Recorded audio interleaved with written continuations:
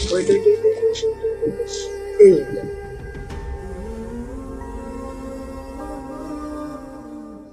সুন্দর surprise sir, কি মনে করে আপনি আমাকে এত সুন্দর একটা সারপ্রাইজ দিতে যাচ্ছেন? ও হ্যাঁ, আজকে তোমার বার্থডে।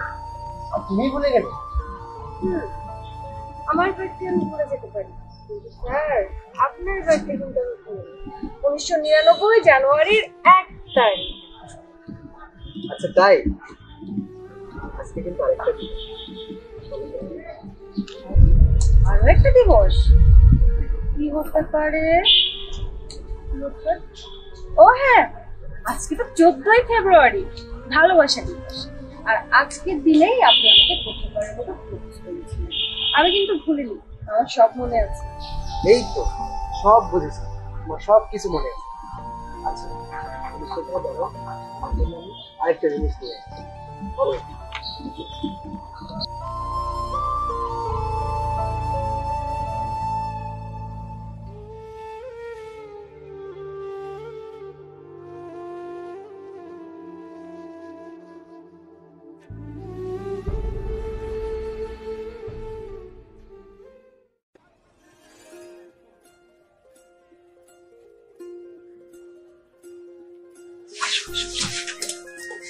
অনেক লেট করে ফেললাম তাই না? এনো, তোমার জন্য রান্না করে এনেছি। এত কষ্ট করে আবার রান্না করতে?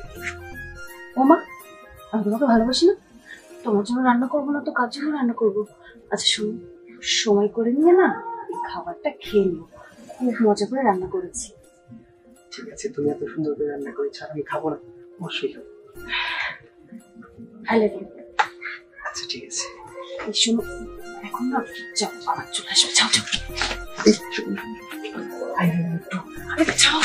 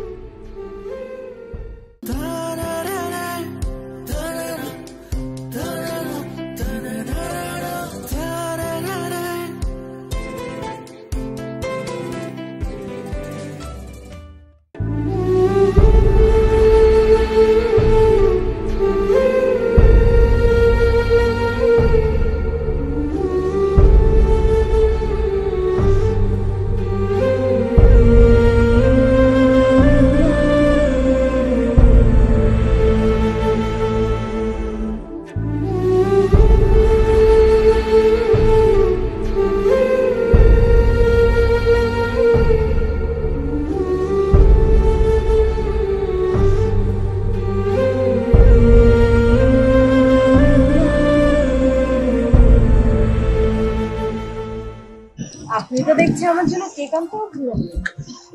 ম্যাডাম, এমন তো কোনো বার্থডে গেছে আপনার কেক আনতে ভুলে গেছি?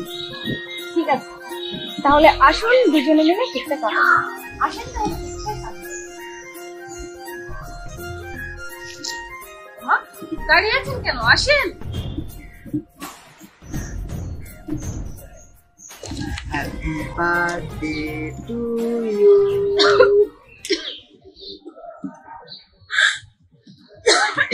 Happy birthday.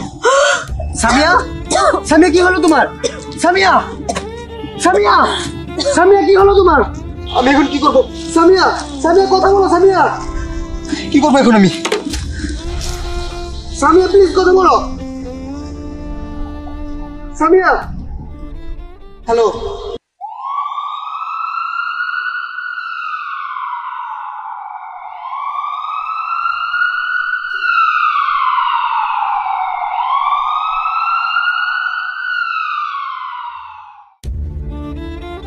ছোটবেলায় মা বাবাকে হারিয়েছি, এই জীবনের কোনো মানেই ছিল না।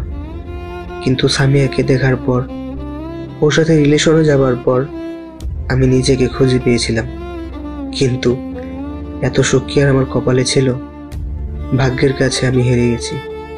আমাদের ভবিষ্যতে সাজানো সংসার এখন রূপকথার গল্প হয়ে দাঁড়িয়েছে।